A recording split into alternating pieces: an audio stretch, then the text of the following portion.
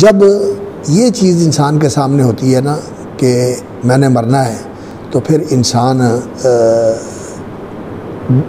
زیادہ کمر بستہ ہو کر، زیادہ مستعد ہو کر، زیادہ چوکس ہو کر عمل کرتا ہے کہ مرنے سے پہلے میں کچھ کر لوں، مرنے سے پہلے کچھ کر لوں۔ یہ چیز جو ہے نا انسان کے لیے محرک عمل ہوتی ہے۔ تو اللہ رب العزت نے موت یاد دلائی ہے، اور یہ انسان کی دانش مندی ہوتی ہے کہ انسان موت کو ہمیشہ یاد رکھے اور کبھی بھی موت سے غافل نہ ہو۔ اور یہ چیز انسان کے اندر مایوسی پیدا کرنے والی نہیں ہے۔ انسان مایوس ہو جائے کہ میں نے مرنا ہے تو انسان کام چھوڑ دے، مایوسی پیدا کرنے کے لیے نہیں ہے کہ انسان عمل سے ہاتھ کھینچ کر بالکل انسان جو ہے وہ مایوس ہو کر بالکل ہمت ہار کے بیٹھ جائے اور انسان جو ہے وہ میدان عمل سے ہی فرار اختیار کرے۔ نہیں، اس لیے نہیں ہے، بلکہ یہ اس لیے ہے کہ اس زندگی کو انسان زیادہ قیمتی بنانے کی کوشش کرے، اس زندگی کو انسان زیادہ قیمتی بنانے کی کوشش کرے اور اس سے فائدہ اٹھا لے۔ یہ جسم، یہ جان، یہ زندگی کی مہلت، یہ انسان کا سرمایہ حیات ہے۔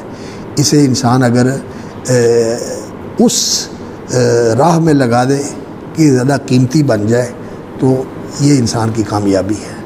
اور اس جسم کا قیمتی بننا یہ اسی طرح ہے کہ انسان اللہ کی عبادت میں اس جسم کو لگائے، اور اس زندگی کا قیمتی بننا اسی طرح ہے کہ انسان یہ زندگی اللہ کو دے دے، اللہ کی فرما برداری کے اندر یہ زندگی صرف ہو، تو یہ زندگی قیمتی بن جاتی ہے اور یہ جسم بھی قیمتی بن جاتا ہے۔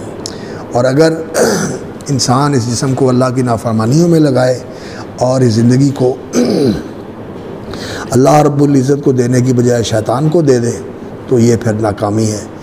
ان الخاسرین الذین خسروا انفسهم واہلیہم یوم القیامہ الا ذلک هو الخسران المبین۔ تو یہ بہت بڑی موعظت کی آیت ہے، اور یہاں تو یہی کہا ہے کہ من زحزح عن النار وادخل الجنۃ فقد فاز، جو آگ سے بچا لیا گیا اور جنت میں داخل کر دیا گیا وہ کامیاب ہو گیا۔ لیکن حدیث ہے کہ رسول اکرم صلی اللہ علیہ وسلم کی صحیح مسلم میں، اس میں نبی صلی اللہ علیہ وسلم نے اس کے لیے جو لائحہ عمل ہے وہ بڑے اختصار کے ساتھ بیان کر دیا ہے۔ من احب ان یزحزح عن النار وان يدخل الجنہ، حدیث کے غالباً الفاظ یہ ہیں، صحیح مسلم کی حدیث ہے، جو آدمی یہ چاہتا ہے کہ اسے جہنم سے آزاد کر دیا جائے اور جنت میں داخل کر دیا جائے تو فلتاتہ منیتہ وہو یؤمن باللہ والیوم الآخر، تو اس کو موت اس حال میں آنی چاہیے کہ یؤمن باللہ والیوم الآخر، اس کا اللہ پر ایمان ہو مضبوط، والیوم الآخر، اور آخرت پر اس کا پورا پورا یقین ہو۔ فلتاتی منیتہ وہو یؤمن باللہ والیوم الآخر، اللہ پر ایمان ہو اور آخرت پر ایمان ہو۔ ولیاتی الی الناس ما یحب ان یؤتی الیہ، اور وہ لوگوں کے ساتھ وہ کرے جو چاہتا ہے کہ لوگ اس کے ساتھ کریں۔ ایمان باللہ اور ایمان بالآخرت، اور یاتی الی الناس ما یحب ان یؤتی الیہ، یہ دستور العمل ہے کس چیز کے لیے؟ زحزح عن النار وادخل الجنۃ فقد فاز، اس کے لیے۔ یہ دو چیزیں ہیں، اللہ پر ایمان، آخرت پر ایمان، یعنی آخرت کی فکر اور اللہ پر ایمان کہ ہر وقت اللہ کا دھیان اور اللہ کی طرف توجہ، مقصود و مطلوب بھی اللہ رب العزت ہے اور اس کا مراقبہ اور ہر وقت اس چیز کا دھیان کہ اللہ مجھے دیکھ رہا ہے اور میں اللہ رب العزت کے تصرف اور اس کے کنٹرول میں ہوں۔ یہ استحضار اگر انسان کو زندگی کے اندر حاصل ہو جائے تو پھر انسان کی زندگی فرما برداری والی زندگی بن جاتی ہے۔ اللہ مجھے دیکھ رہا ہے، اور نفس محمد بیدہ، نبی صلی اللہ علیہ وسلم کی اس قسم کے اندر کتنا زور ہے کہ میری جان اللہ کے ہاتھ میں ہے، اور ہے بھی ایسے۔ ہمارے دل کی دھڑکنیں، ہمارے جسم کے جتنے بھی توازن ہیں یہ اللہ رب العزت کے کنٹرول میں ہے۔ جو اللہ رب العزت کے ساتھ انسان کا تعلق ہے وہ زندہ اور محسوس تعلق ہو، وہ بے جان اور ایسا مردہ تعلق نہیں ہونا چاہیے کہ اللہ ہے۔ تیرا اللہ کے ساتھ کیا تعلق ہے؟ عبدیت کا تعلق ہے، اللہ رب العزت کے ساتھ محبت کا تعلق ہے، تعظیم کا تعلق ہے، خشیت کا تعلق ہے، رغبت اور رجا کا تعلق ہے، خوف اور ہیبت کا اور خشیت کا تعلق ہے۔ یہ تعلق انسان کا بیدار ہونا چاہیے، مضبوط ہونا چاہیے اور فعال ہونا چاہیے۔ یہ اصل چیز ہے۔ ایمان جو ہے ایک زندہ چیز ہے، زندہ چیز ہے ایمان۔ ایمان جو ہے یہ ایک صرف معلومات کا نام نہیں ہے کہ انسان کے ذہن میں ایک معلومہ ہے اور انسان جانتا ہے کہ یہ چیز میرے ذہن میں محفوظ ہے، نہیں۔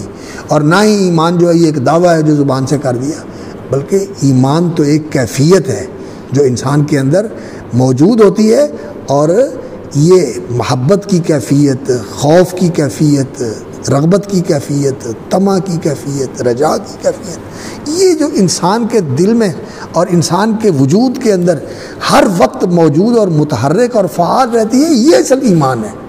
اور یہ ایمان جو ہے کمزور ہو جاتا ہے، یہ ایمان کمزور ہو جاتا ہے۔ وَهُوَ يُؤْمِنُ بِاللَّهِ وَالْيَوْمِ الْآخِرِ، اور آخرت پر ایمان ہو انسان کا، میں نے مر جانا ہے، میں نے مر جانا ہے اور مر کے ختم نہیں ہو جانا، میں نے حساب دینا ہے۔ اور حساب کیسے ہونا ہے؟ پوری زندگی کا حساب ہونا ہے، جیسا کہ وہ حدیث ہے لا تزول قدم عبد یوم القیامت حتی یسأل عن 50 یا عن 40، اس طرح کے الفاظ ہیں کہ عن عمرہ فیما افناہ وعن شبابہ فیما ابلاہ وعن جسمہ فیما ابلاہ، اس طرح کے بھی الفاظ ہیں۔